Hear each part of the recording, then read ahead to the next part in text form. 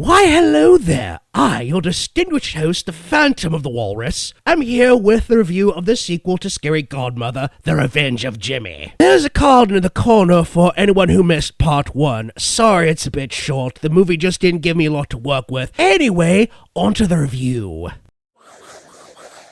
We open on Canis Muchus in a meteor room in Scary G's home, where Scary G comes in and starts demanding that we start doing things around the house to help get things ready for Halloween in order to work for the food debt he racked up in the first special. Only for him to weasel out of it by saying he's telling us a scary ghost story, just part of Halloween. And instead of using magic to roast his ass, she lets him because we wouldn't have a movie otherwise. Then he starts recanting the story about how Jimmy, Hannah's older cousin from the first special, almost ruins Halloween. So basically we have a Grinch-stole Christmas story, only it's about Halloween. Oh good, they didn't try, so I don't have to either. Then we cut to Jimmy's room, where it's revealed that last year's Spook Fest has mentally scarred him to the point where he's beyond paranoid about monsters. When his friends come to check on him, they set off the traps he set to catch the monsters. And he reveals to his friends that to avoid the monsters, he'll be boycotting Halloween. I have to say, we know the monsters are real,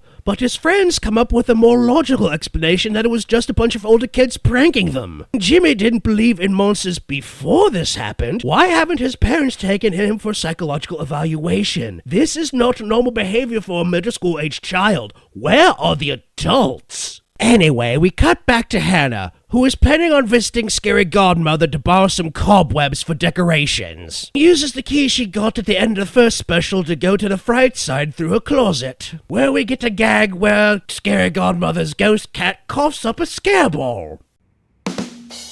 That's not funny! Anyway, then the vampire family shows up and starts a subplot where Hannah encourages the child vampire to tell his parents that he doesn't want to wear an ugly costume to the party Scary G is holding that night. Then my little fan theory about what the Fright side is comes into play as Jimmy smashes all the pumpkins, and the rest of their friends declare that Halloween is ruined, and this affects the Fright side by making things vanish and the monsters change, only for Hannah to use her imagination to fix the problem by using the holes in the smashed pumpkins as mouths for the jack-o'-lanterns, thus saving the Fright side. This kicks off a montage of Jimmy doing things to ruin Halloween and Hannah fixing them using her imagination.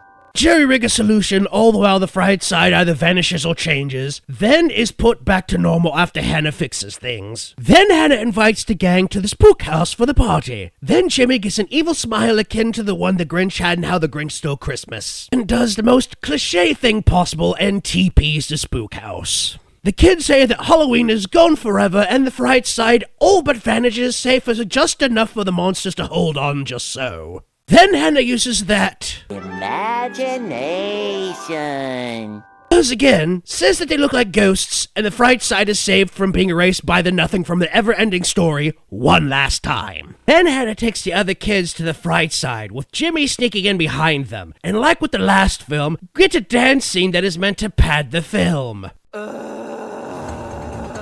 And Hannah convinces the vampires to let the kid wear whatever costume he wants. Then they have a contest to see who has the scariest costume, and the prize is a jack-o'-lantern full of candy, which Jimmy steals, and Canis Muchus jumps the poor kid to try and eat all the candy. 'Cause of course he does. And Jimmy wins the contest and learns to love Halloween again and the story is over. But the special is not, because we unfortunately get a scene of Canis Muchus trying to scam candy or money out of the audience. And Scary G comes to tell him a new one, and the movie finally ends. Like many a cheap phoned-in sequel before it, this is nowhere near as good as the original. Jimmy's Revenge is just a Halloween-flavored reskin of How the Grinch Stole Christmas, and even if you love the original to pieces, this one is really not worth the effort to watch if not for the fact that you can do so for free here on YouTube. It's really easy to find. Next time, which will hopefully be on Halloween itself, will be the next Monster High movie on the docket. Don't forget to like, comment, click the bell, subscribe, etc. See you then.